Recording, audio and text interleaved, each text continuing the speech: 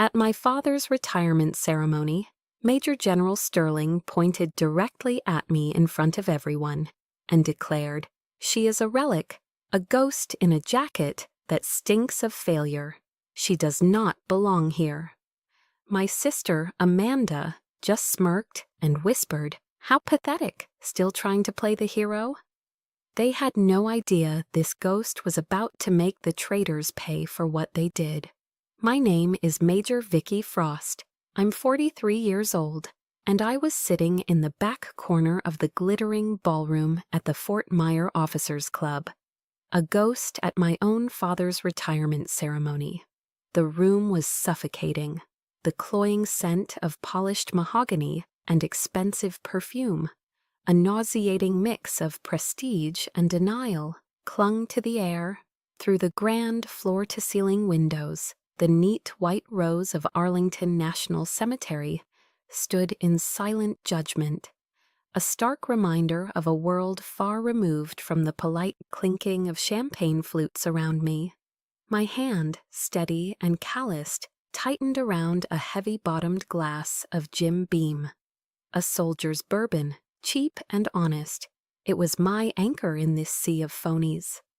On the polished dais, my father, Major General Richard Sterling, stood like a living statue of self-satisfaction, his chest puffed out, his dress blues immaculate. He was the man of the hour, a titan of the Pentagon. To everyone else, he was a hero. To me, he was the architect of my ruin. My presence was a deliberate act of defiance. My old field jacket, still faintly smelling of cordite and Afghan dust, was a silent accusation against the sea of pristine uniforms. It was a piece of a past he had tried to bury. Across the room, my sister, Amanda Sterling Hayes, caught my eye. She was immaculate in a designer dress that probably cost more than my monthly pay. A smug, pitying smirk played on her lips, a look that said everything. "You don't belong here." She was right. I knew it. But I wasn't here to belong. I was here to bear witness. Then my father paused his speech. The self-congratulatory drone stopped, and a thick, expectant silence fell over the room. For a heart-stopping moment, I thought he might actually ignore me, that my silent protest would go unseen. But he did something worse. He used me. And sometimes, his voice boomed, dripping with a false, authoritative gravitas that made my stomach clench. To move forward, we must leave the relics of the past behind. His gaze, cold and sharp as a bayonet, found me in my dark corner and pinned me to the wall. He pointed, not with his finger, but with his entire being. Like my daughter, Vicky.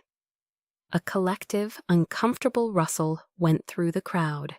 "A ghost," he continued, his voice devoid of any warmth, "in a jacket that stinks of failure. She does not belong here." A ripple of polite, cruel laughter followed. It was the sound of Washington, D.C. closing ranks. I saw Amanda lean toward the senator's wife beside her, her whisper just loud enough for me to hear over the subsiding chuckles. So embarrassing. Mother was right when she said she was a family mistake. My heart didn't break. It was already calloused over, a mass of scar tissue from years of similar cuts. It just turned cold, the kind of cold that settles deep in your bones, steel cold. I took a slow sip of my bourbon, the burn of familiar comfort. I held his gaze, refusing to look away, refusing to give him the satisfaction of my retreat. Just as the smug silence began to settle again, the grand double doors at the back of the hall swung open with a decisive thud. The entire room turned. General David Maxwell, a 4-star living legend, strode in. He was the kind of man who didn't need to command a room. His presence simply owned it. The air crackled. Officers who had been lounging in their seats instinctively straightened their spines. Maxwell's eyes, famous for their piercing intensity, swept past my father without a flicker of recognition. They scanned the crowd, a predator searching for a specific target. And then they landed on me. His gaze dropped for a fraction of a second to my arm, where the edge of my chimera tattoo, a mythical beast of fire and shadow, was unintentionally visible below my rolled-up sleeve. A look of profound shock washed over his weathered face. The room held its breath. He took a step forward, and his voice, sharp as a razor and carrying the weight of 4 decades of command, cut through the suffocating silence. "Major Frost," he said my name, my rank. "I thought you were all KIA in the Korengal Valley."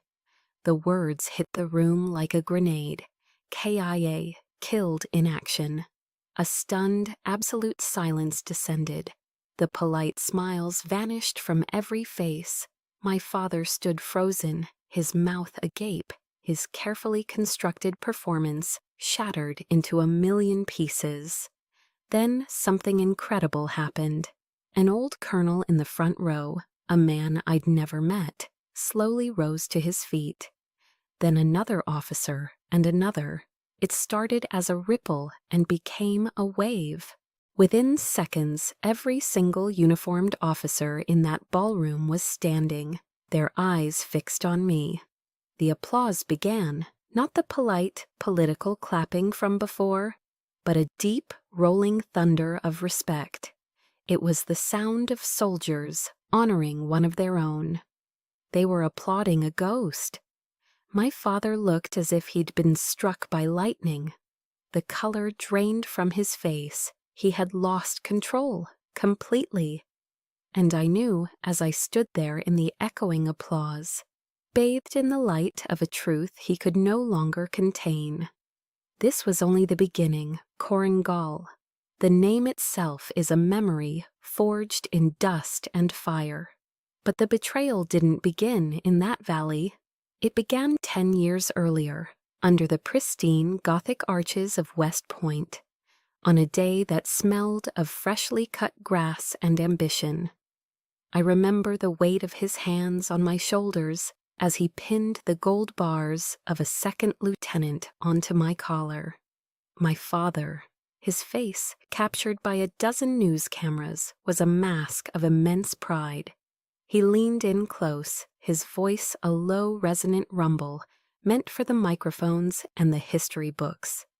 "Duty, honor, country, there is nothing more sacred, Vicky," he said, the words rolling off his tongue with practiced ease.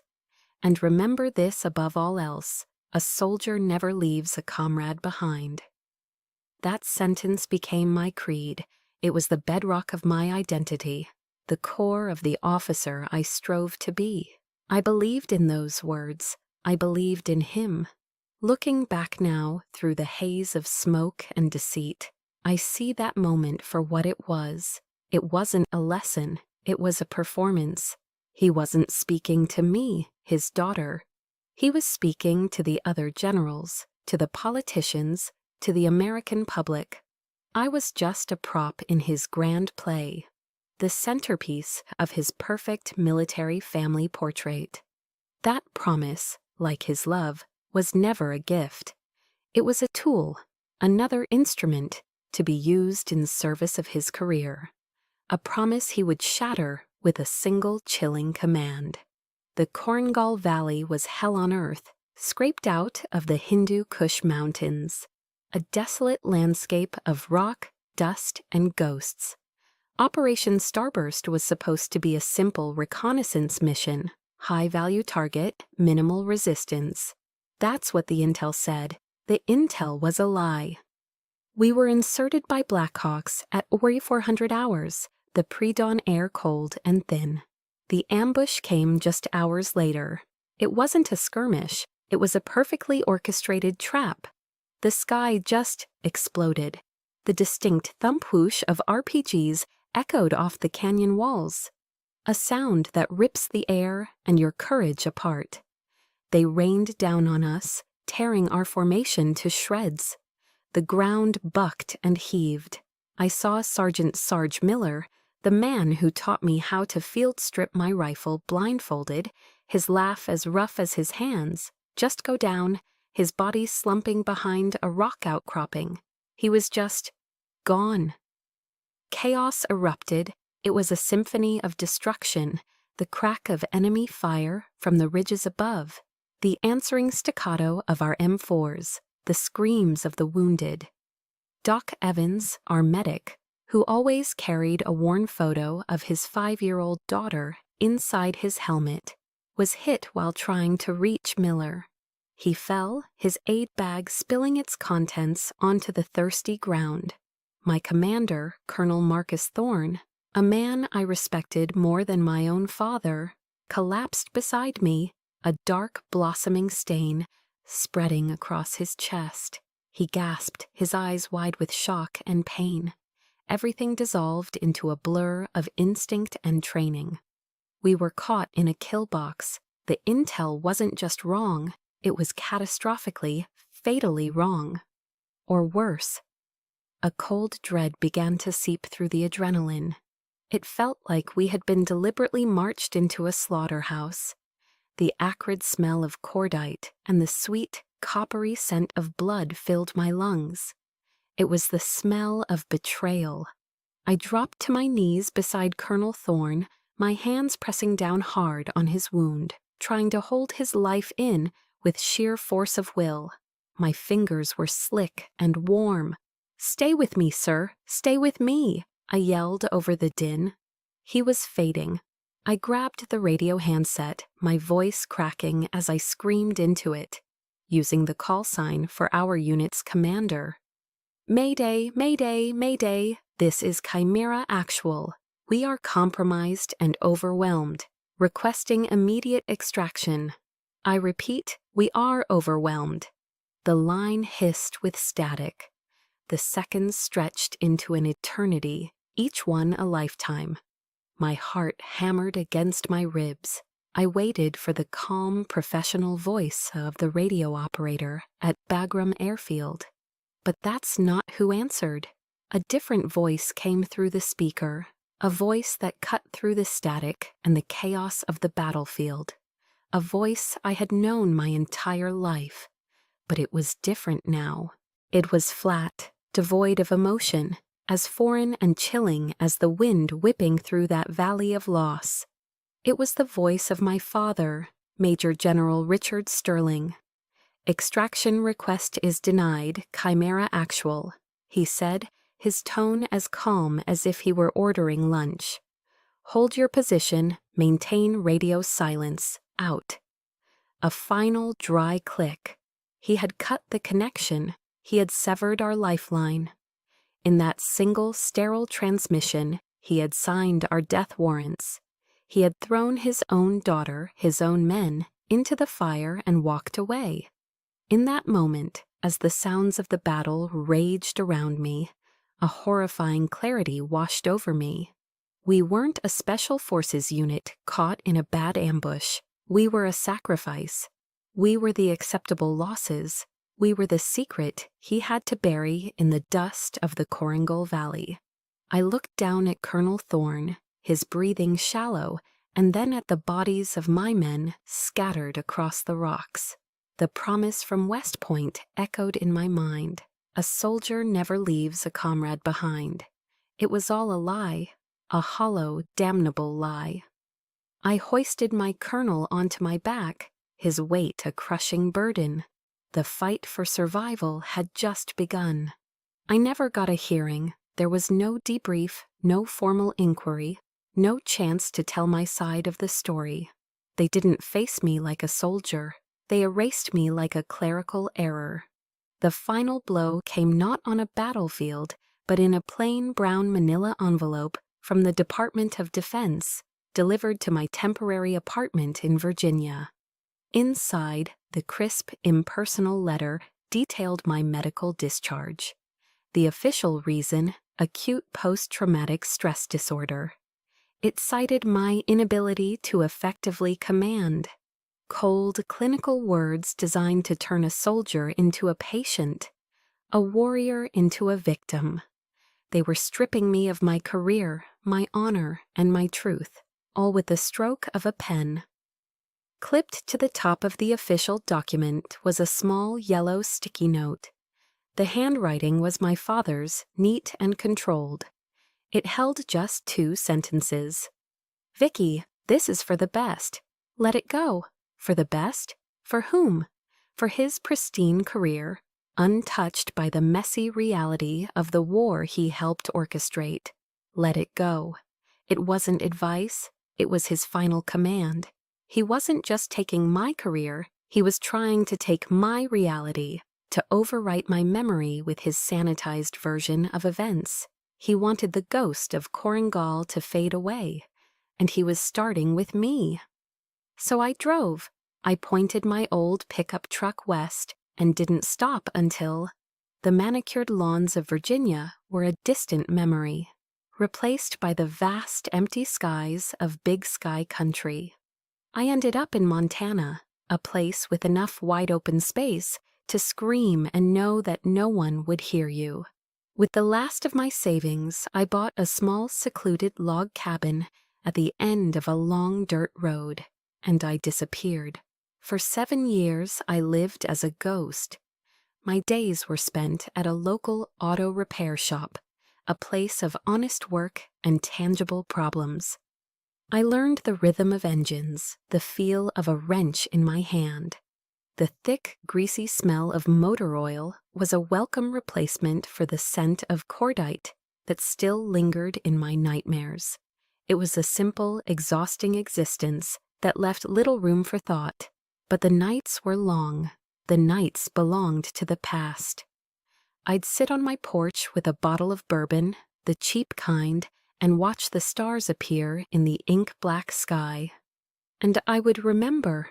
I'd replay every second of Korengal, searching for a logic that wasn't there, trying to piece together the fragments of the betrayal, the faces of my men, the sound of the RPGs, the cold finality in my father's voice over the radio. It was a relentless loop. Occasionally, my sister Amanda would call. Her calls were never to see how I was doing. They were check-ins, surveillance missions, disguised as sisterly concern. She'd ask if I was accepting reality yet. Her voice, dripping with false sympathy, would grate on my last nerve. "Vicky, Dad just wants what's best for you," she'd coo. "Don't make this any harder than it has to be." They didn't want me to heal. They wanted me to break. They wanted me to vanish into the silence they had created for me. And one brutal winter night, under the weight of a heavy snowfall and heavier memories, I almost did. The bourbon wasn't working anymore. The cold was seeping into my bones, a deep, soul-level chill that had nothing to do with the weather. I was close to the edge, closer than I had ever been, even in that valley of loss. Rummaging through an old footlocker, I found my mother's Bible. I'm not a religious person, my faith had been left behind on some forgotten battlefield, but I needed something, an anchor in the storm. My numb fingers flipped through the thin, worn pages, and they fell open to the Psalms. My eyes landed on the 23rd Psalm. "Yea, though I walk through the valley of the shadow of death, I will fear no evil, for thou art with me." I read the words again and again, not with faith in a God I no longer knew, but with a sudden, shocking clarity, a new understanding. I had walked through the valley of the shadow of death. I had survived, and I wasn't alone. My honor was with me. The memory of the men who had fallen was with me. The truth, the real, unvarnished, bloody truth, was with me. They had tried to bury it, but it was still there, inside me, a burning ember that had refused to be extinguished. That was the night the ghost of Montana began to stir. I poured the rest of the bourbon down the drain, the amber liquid disappearing into the white snow. The ritual was over. I walked back inside, the crunch of my boots, the only sound in the silent world.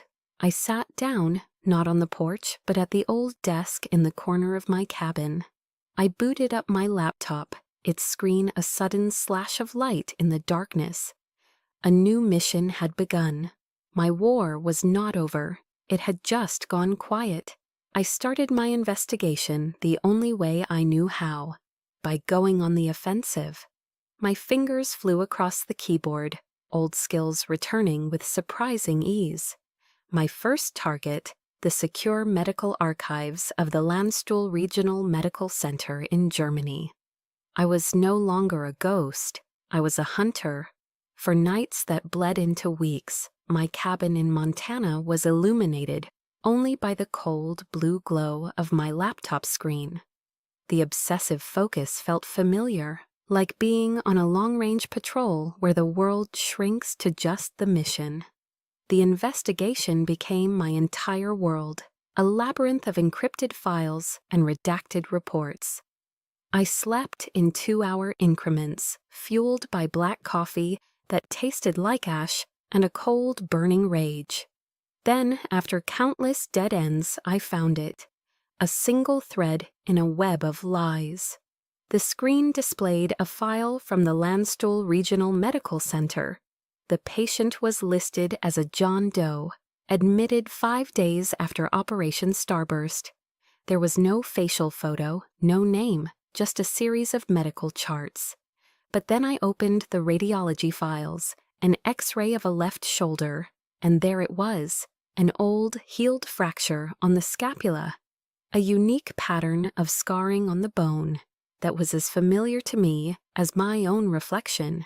It was the signature wound of Colonel Marcus Thorne, an injury he'd sustained on a mission in Somalia years before. My heart hammered against my ribs, a frantic, wild drumbeat. He was alive. They lied. They hid him away, buried him under a mountain of classified paperwork, while they told the world he was gone. My father had orchestrated the entire thing. The realization didn't bring relief. It brought a glacial fury that settled deep in my soul. He hadn't just left us to be eliminated. He had twisted the truth, erased a decorated officer from existence, all to protect himself. He had made Thorne a ghost, just like me. The digital proof was one thing, but I needed human confirmation. I needed someone who was there, someone whose memory couldn't be altered or deleted. My mind immediately went to one man, Andre Cole, my first sergeant, a soldier from the tough streets of Detroit, a man as hard as flint, with an eye for detail, sharper than anyone I'd ever known. I had to admit, Cole and I were never close. I'd kept a professional distance, the classic mistake of a young commander too focused on the mission, forgetting the people who execute it. It was a cold truth I couldn't deny, a regret I'd carried with me into exile. The long, monotonous drive to Chicago gave me time to think about it. The endless miles of asphalt, a reflection of my own single-minded past. I found him running a small, gritty boxing gym in a rough neighborhood on the outskirts of the city, a place dedicated to keeping street kids out of trouble. When I walked into the gym, the air hit me like a physical blow, thick with the smell of sweat, worn leather, and raw determination.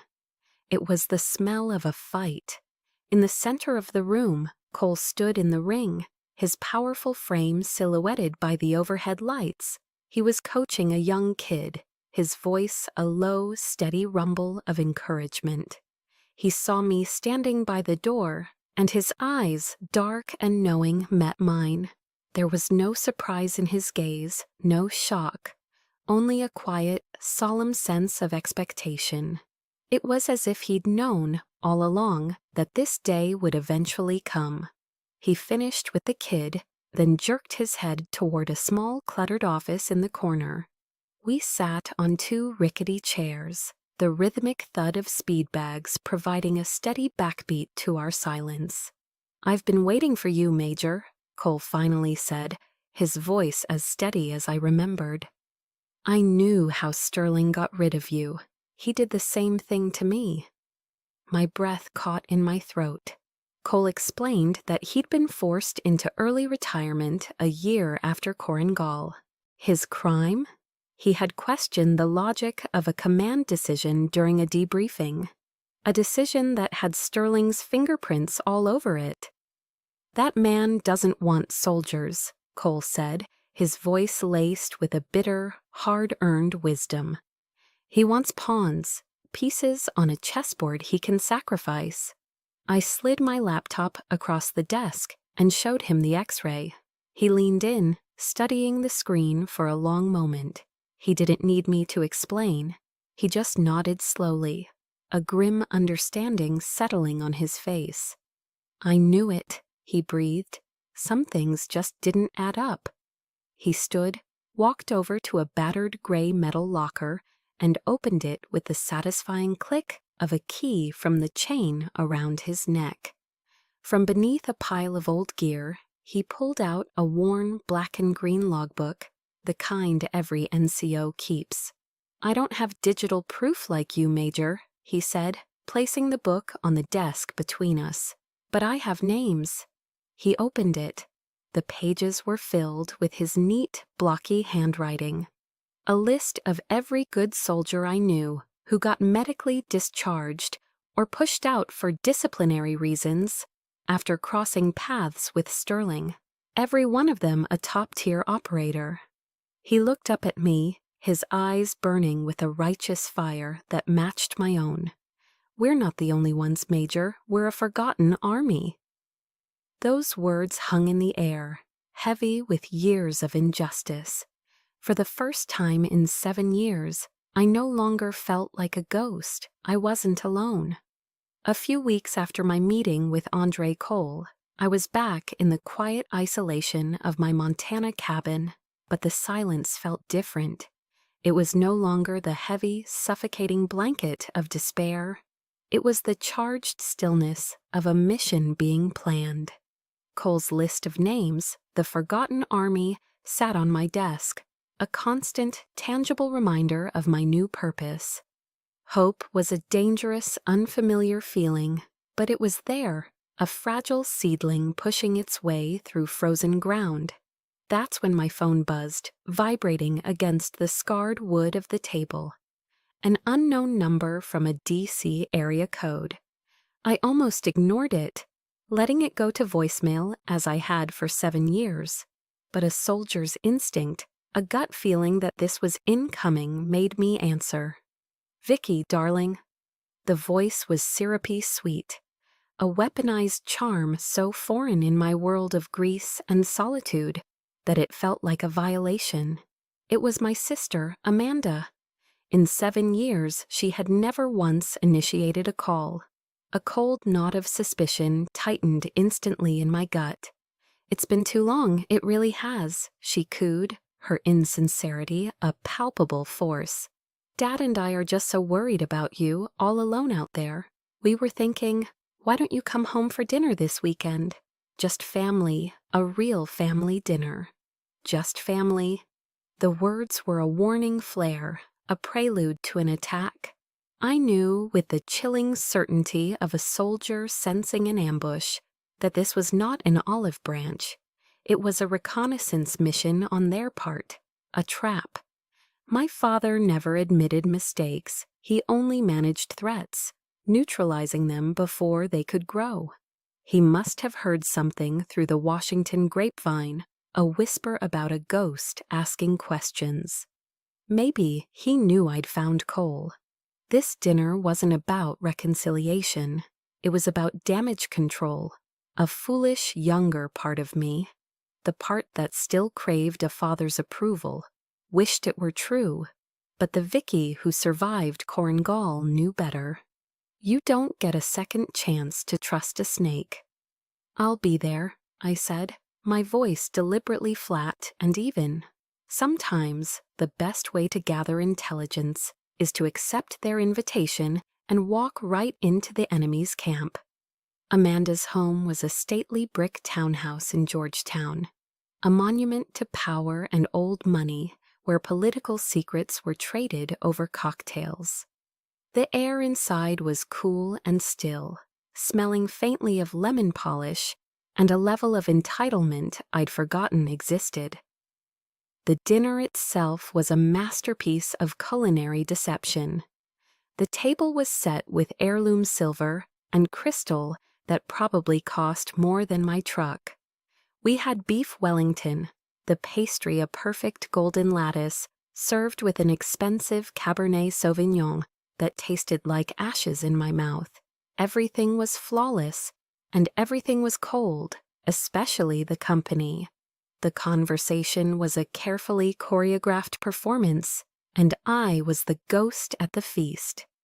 They talked around me as if I were a distant relative they were obligated to host. My father pontificated about national security, name-dropping senators with casual arrogance while swirling his wine. Amanda chattered about her new charity foundation and the floral arrangements for an upcoming gala. They spoke of a world of influence and appearances, a world so far removed from my own.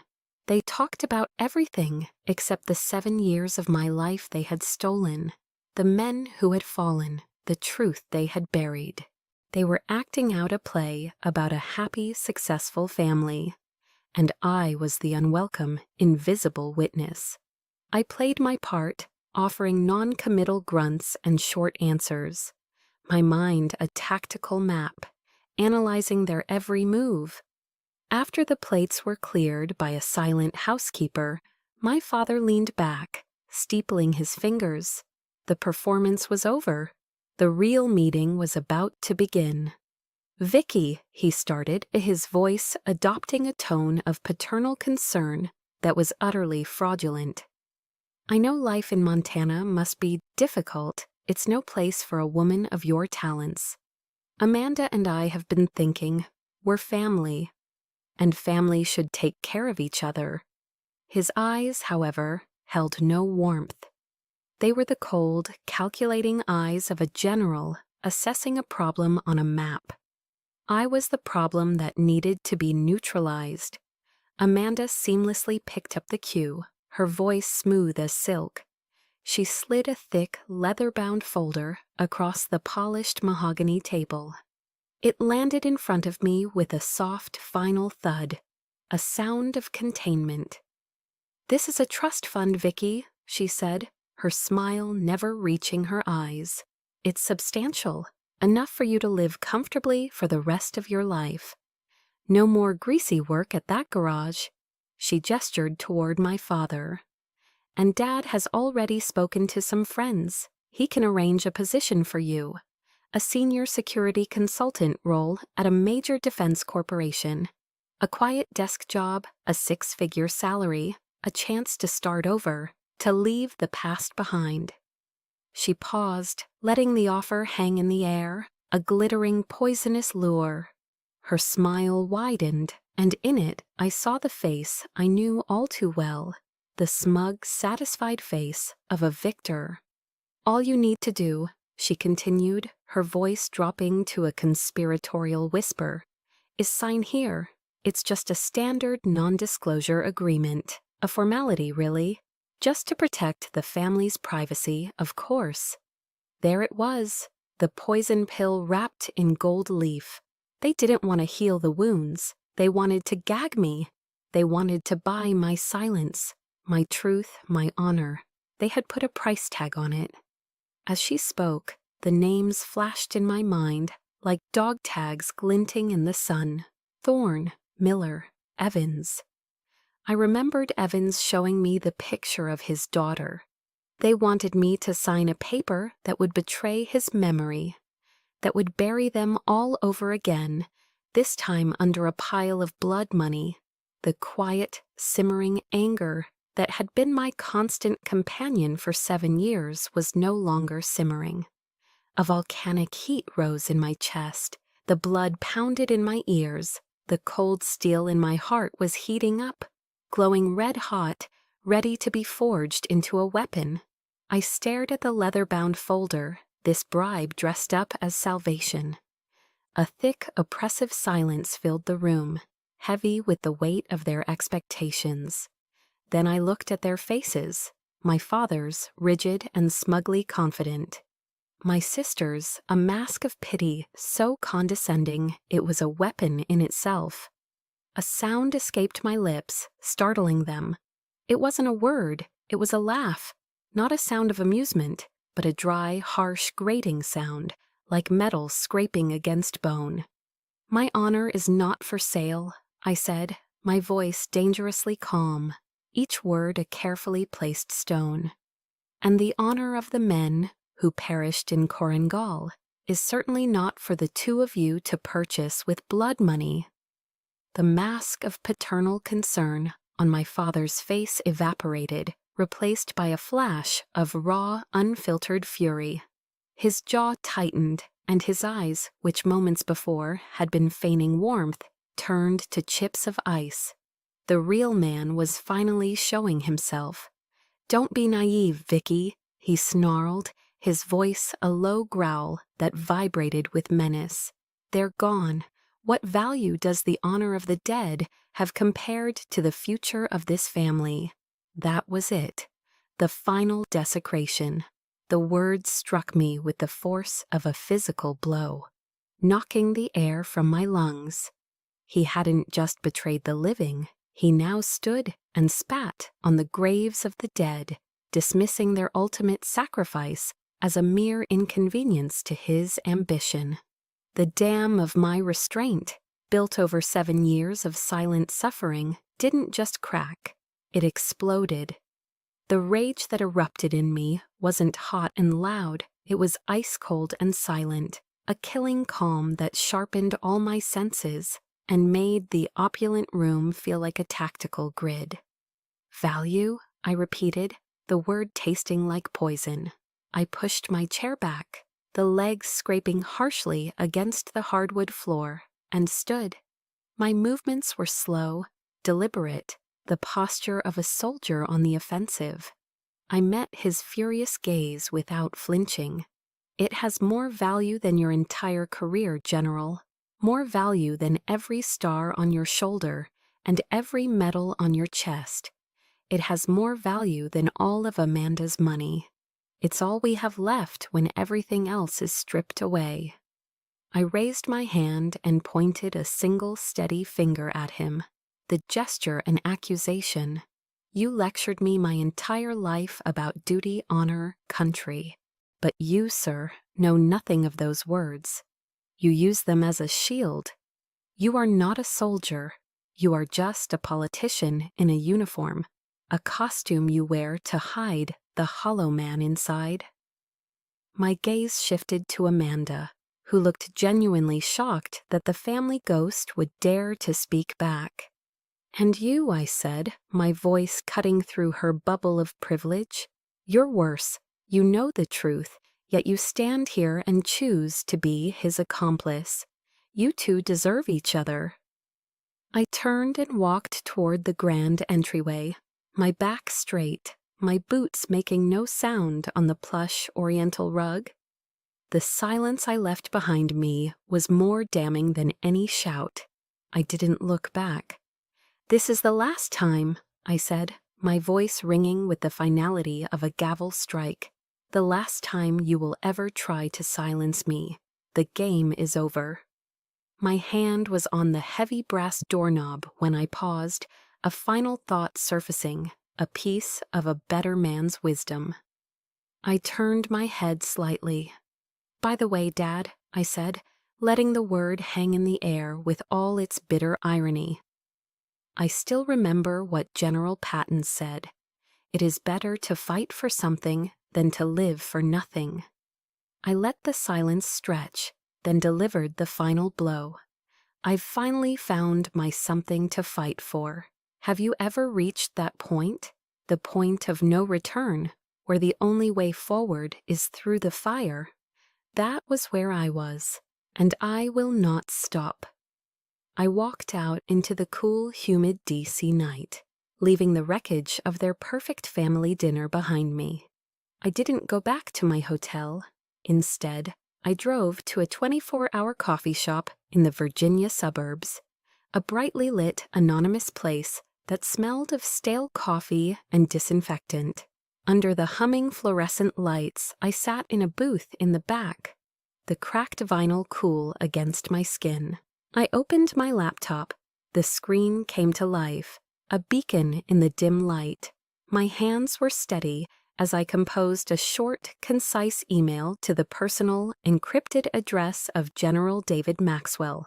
I attached 2 files. The first was the X-ray of Colonel Thorne's shoulder.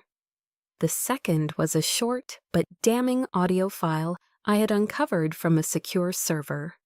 A recording of my father and an unknown contractor discussing the necessity of keeping Thorne's survival a secret. The subject line was simple, 3 words that carried the weight of 7 years of injustice: chimera, survivor, proof. My finger hovered over the mouse for a single heartbeat. Then I clicked send. The battle had truly begun. The email to General Maxwell was a declaration of war. The moment I hit send in that sterile 24-hour coffee shop, I transitioned from a ghost haunted by the past into a hunter shaping the future. The rage from my father's dining room had cooled, solidifying into a cold, hard resolve. This was no longer just about my pain, it was about the truth. 2 days later, I received a 1-line encrypted reply: Arlington, noon, Section 60. I met General David Maxwell among the endless silent rows of white headstones at Arlington National Cemetery. Section 60 is where the fallen from Iraq and Afghanistan are laid to rest. The air here was heavy, sacred. It was a place where lies came to die. We walked without speaking for a time, the only sound the crunch of our polished shoes on the gravel path. He finally stopped and handed me a thick manila folder. The unredacted medical file for Colonel Marcus Thorne, he said, his voice a low, somber rumble. And this is what he wanted you to know. Maxwell's story filled in the gaps. After being secretly evacuated from Korengal, Thorne had recovered at Landstuhl. He chose to disappear into the civilian world, knowing that if he re-emerged, my father would use the full force of his power to crush them both, burying the truth forever. Thorne said he was too big a target to hide, Maxwell continued, his gaze fixed on a nearby headstone. He then turned to look directly at me, his eyes filled with a weary respect. But you, Major, he said you were small enough to slip through the cracks and sharp enough to strike. His exact words were, "She will be the one to ignite the flame of truth." Maxwell looked away, a deep sense of regret in his posture. "I've been ashamed of my silence for 7 years, Major. When the time comes, I will serve as a witness." Thorne's words, delivered by this living legend, became my new mission directive. It wasn't about revenge anymore. It was about fulfilling my commander's last wish. I flew back to Montana with a renewed, razor-sharp focus. I had the what. I needed the why. I needed the final, undeniable piece of evidence. I dove back into the digital ether, my mind replaying every detail of the Korengal timeline. I remembered a fragment of intelligence, a logistical anomaly I'd dismissed at the time. A last-minute diversion of a shipment of sensitive medical equipment out of Bagram Airfield. On the same day, Thorne vanished from the official records. It was a loose thread. I started pulling. For days, I lived on coffee and adrenaline, my fingers flying across the keyboard. My training in signals intelligence, skills I thought I'd left behind in the dust of Afghanistan, came flooding back. I followed the digital breadcrumbs from a military server in Bagram through a series of shell corporations to a heavily encrypted server belonging to a private military contractor with deep ties to the Pentagon and to my father. It was a digital fortress, but I found a crack, and inside I found it, the silver bullet. It was an audio file, a recording of a secure phone call. I heard my father's voice, calm and controlled. The other voice was unfamiliar, a civilian. "If she finds out Thorne is alive, she'll start digging," my father said. The other man asked, "Are you sure she won't be a problem?" And then came the words that ripped the last of my old wounds wide open. My father let out a short, dismissive laugh. "Vicky, she's too sentimental, too much like her mother. She'll never understand the hard decisions men have to make. I built this career from nothing. I'm not about to let my own daughter tear it down." He didn't see me as a soldier. He saw me as a sentimental fool, an emotional liability, a pale imitation of my mother. That recording wasn't just proof of a cover-up. It was the unfiltered truth of how he saw me. It was the weapon I needed. I called Andre Cole. He was on a plane from Chicago the next day. He brought with him a man he trusted implicitly, a retired JAG Corps lawyer named Marcus Bilal, a man with a reputation for taking on the Pentagon and winning. For 72 straight hours, the three of us worked out of the basement of my cabin, which we turned into a war room. We were a formidable team, the hunter, the soldier, and the lawyer. We assembled the evidence into pristine, undeniable packages. We copied everything, the original, unredacted, mission reports from Korengal, the X-rays, Cole's logbook with its damning list of the forgotten army, the financial records of the private military contractor, and the audio file, the silver bullet itself. We wrote a detailed analysis of my father's forged signature on dozens of medical discharge orders. We didn't aim for a single target. We aimed for them all. Using encrypted channels, we sent the anonymous packages to the top investigative reporters at the Washington Post. We sent them to key congressional aides on the Senate Armed Services Committee. We sent them to a military justice watchdog group known for protecting whistleblowers. I wasn't looking for a duel. I was starting a firestorm. We had planted the seeds of truth in the most fertile ground in Washington, D.C. Now all we had to do was wait for them to grow. The hearing room in the Pentagon was a theater of cold, imposing power. It was a place designed to intimidate, with its dark mahogany paneling, soaring ceilings, and the suffocating weight of the American military machine pressing in from all sides. The air itself seemed to hum with decades of secrets and grave decisions. But as I sat at the witness table, I felt no intimidation. I felt a clarity I hadn't known in years, a soldier's focus before a battle. I wore my service dress blues, the uniform crisp and perfectly pressed, my medals polished to a high gleam. They weren't just decorations, they were my armor, each one a testament to a part of my life they had tried to erase, a life lived in service, a life of honor. I was not here as a victim seeking pity.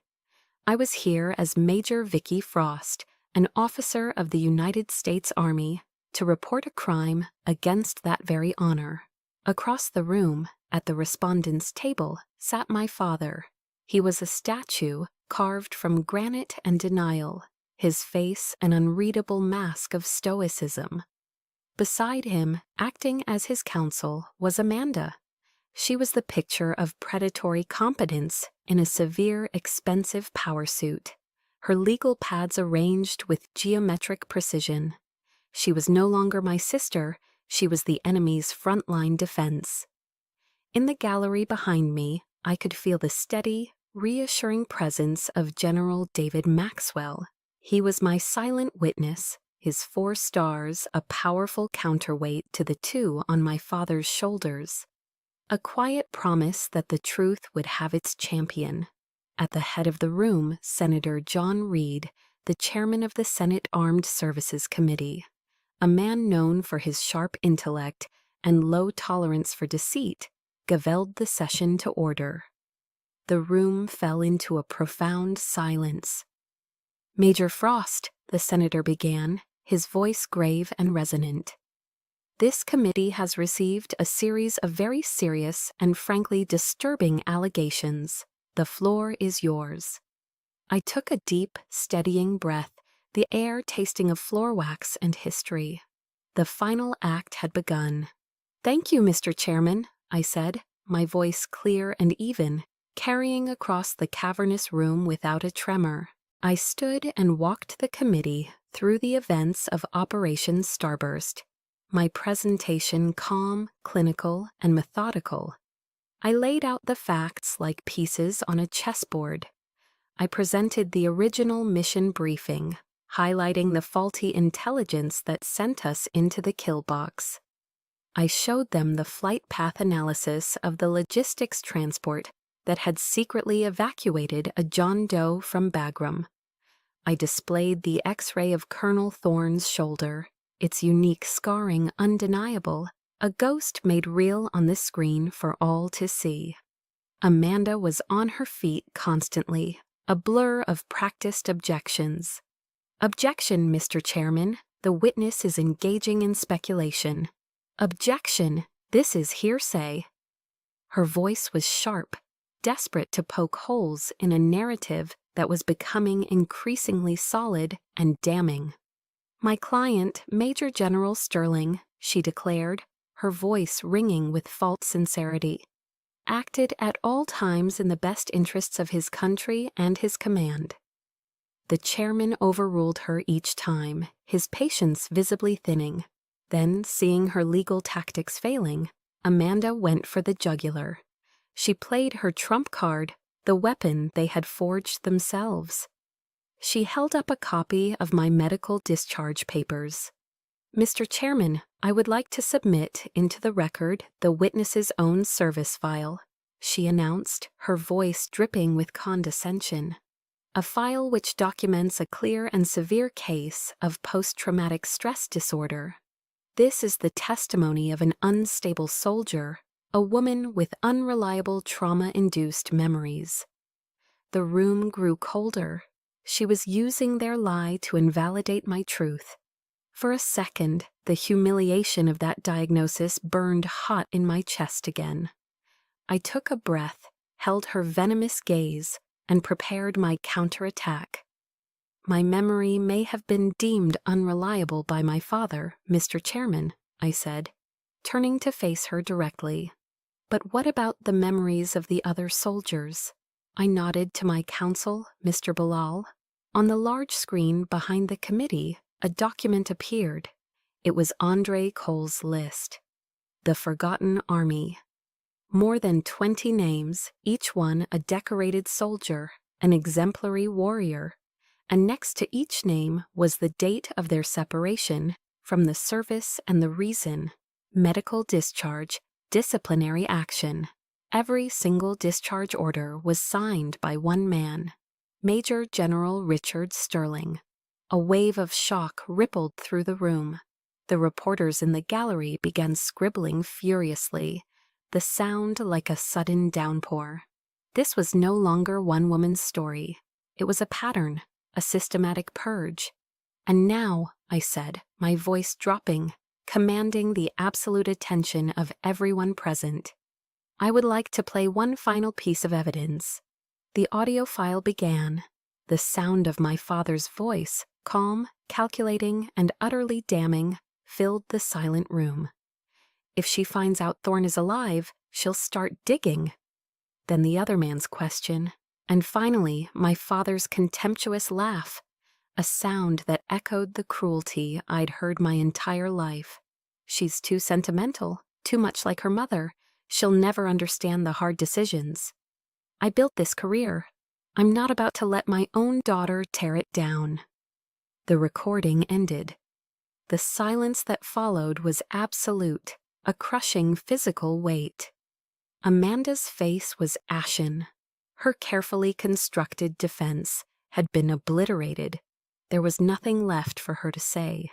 Every eye in the room, including the television cameras broadcasting the hearing live across the nation, turned to Major General Richard Sterling. He didn't move.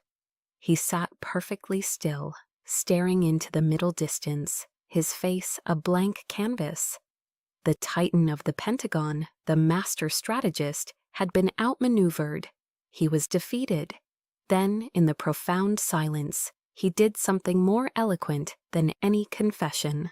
He slowly reached into the breast pocket of his immaculate uniform and withdrew a black Mont Blanc fountain pen, a symbol of his power and prestige. With a steady hand, he unscrewed the heavy gold cap. He leaned forward, and he drew a single thick black line through his own name on the brass nameplate that sat before him. Major General Richard Sterling. It was a deliberate act of self-erasure, a surrender.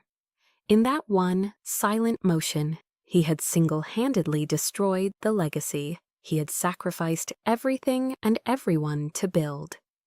The aftermath of the hearing was not a victory parade. It was a media firestorm. The story exploded across every news network, the name Sterling becoming synonymous with disgrace. My father, the Titan of the Pentagon, quietly submitted his resignation. The official investigation widened, pulling more names and more secrets out of the shadows. The machine of justice, once I had given it a push, began to grind forward on its own. But I felt no triumph. In the quiet of my Montana cabin, with the vast, indifferent mountains as my only witnesses, the adrenaline of the fight drained away, leaving a profound emptiness in its wake. The war was over, but the silence of the battlefield was deafening. I had won, but what had I lost? A few days later, an email from Amanda appeared in my inbox. The subject line was simply family. There was no apology. There was only the bitter, venomous rage of a princess whose castle had been stormed. "Are you happy now, Vicky?" she wrote. "You've destroyed everything. You've destroyed this family. You've destroyed Dad's legacy. All for your selfish need to be a hero." I read the words, each one a poisoned dart, and felt nothing. Just a quiet finality. Her blindness was absolute. She couldn't see, would never see, that I hadn't destroyed our family. I had simply held a light up to the rot that had been festering in the dark for decades. Our family had been a casualty of my father's ambition long before I ever stepped into that hearing room. I was just the one who pulled the sheet off the corpse. I hit delete without a second thought. There was nothing left to say. A week later, a small, unassuming package arrived. A simple brown cardboard box with no return address, postmarked from a town in rural Virginia I didn't recognize. My instincts on high alert, I took it to my workshop, carefully slicing it open. Inside, nestled in bubble wrap, was a single old faded photograph. It was a picture of two young men in desert camouflage, their arms slung around each other's shoulders, grinning under a harsh foreign sun. One was a young Richard Sterling, full of confidence and promise. The other was a young Marcus Thorne. They were friends once, brothers in arms, before ambition had poisoned everything. My hands trembled slightly as I turned the photograph over.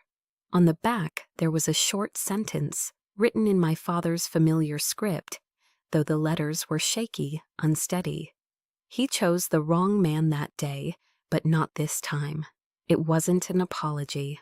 The words "I'm sorry" were not in his vocabulary, but it was something else. It was an admission, a concession, acknowledgement that he had been wrong, and that I had been right. It was a signal from a distant, broken man, and it was all I needed. I didn't need his love or his remorse anymore. I just needed the truth to be acknowledged. I found an old wooden box where I kept my military mementos, my dog tags, a few challenge coins, the patch from my Chimera unit. I gently placed the photograph inside, alongside the ghosts of my past. As I closed the lid, I felt a chapter of my life click shut with it. I don't hate my father. I don't hate Amanda. Hate is a fire that consumes the person who carries it. And I had spent too long burning. I simply have no place for them in my life anymore. Forgiveness, I've come to realize, isn't about absolving them of their sins. It's not about inviting them back into my home for Thanksgiving dinner. Forgiveness is accepting that they are who they are, defined by the choices they made. And I am who I am, defined by mine. Forgiveness is the act of setting my own heart free from the corrosive burden of resentment. It is not for them because they don't deserve it. It is for me because I do. I fought my war. I reclaimed my truth. Now it was time to live. The quiet that followed the storm was different. It wasn't the empty silence of loneliness, but the peaceful stillness of a dawn breaking over a hard-won battlefield. The ghosts of Korengal had finally been laid to rest. My war was over. I sold the small log cabin, the fortress of my 7-year exile. With that money, and with some generous, anonymous support from a few benefactors, one of whom I suspected was General Maxwell, I bought a sprawling tract of land in a remote Montana valley, cradled by the rugged peaks of the Rockies. There I founded the Aegis Training Group. The name was deliberate. Aegis, the mythical shield of protection. Aegis wasn't a gym or a boot camp. It was a sanctuary, a place for the soldiers the system had forgotten, the men and women who had been discarded and labeled as broken or unstable. We didn't just teach them survival skills or tactical maneuvers, though we did that too. We taught them how to find their own value again, how to rebuild the honor that had been stripped from them. Andre Cole moved out from Chicago, his gruff wisdom and unshakable integrity making him the perfect head trainer. Together, we started to rebuild shattered lives, not with pity, but with respect, a shared understanding, and a new mission. We were forging a new kind of army, one built on healing. A few months after we opened, as the aspens in the valley were beginning to turn a brilliant gold, a dusty old pickup truck rumbled up our long driveway. A young woman, no older than 18, stepped out. She had a nervous energy about her, but her eyes were a perfect, startling reflection of a man I once knew. "Are you Major Frost?" she asked, her voice a little shaky. "I am," I said, my heart giving a sudden, painful lurch. "I'm Sarah," she said. "Sarah Thorne?" The world seemed to stop for a beat. She was the image of her father. She held out a small sealed envelope. My hands trembled as I took it. Inside, I found the dog tags of Colonel Marcus Thorne, still intact, cool against my skin. "My dad, he told me to come here," Sarah said, her voice thick with emotion. "He said if I ever wanted to learn what real courage looks like, I should come find you." She looked up at me, and in her eyes I saw not just grief, but a flicker of hope. "He also asked me to tell you something. He said he misses you." The tears I had held back for 7 years, through the loneliness, the rage, and the fight, finally fell. They weren't tears of sadness, but of gratitude, of a circle finally being closed. That evening, I sat before the crackling fire in the main lodge of Aegis, Thorne's dog tags cool and heavy in my hand. I finally understood. A legacy isn't your name carved onto a marble monument in Washington.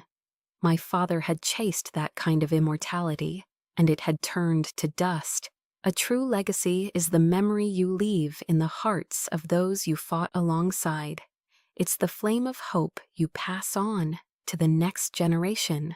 It's the quiet impact you have on another person's life. I opened my laptop.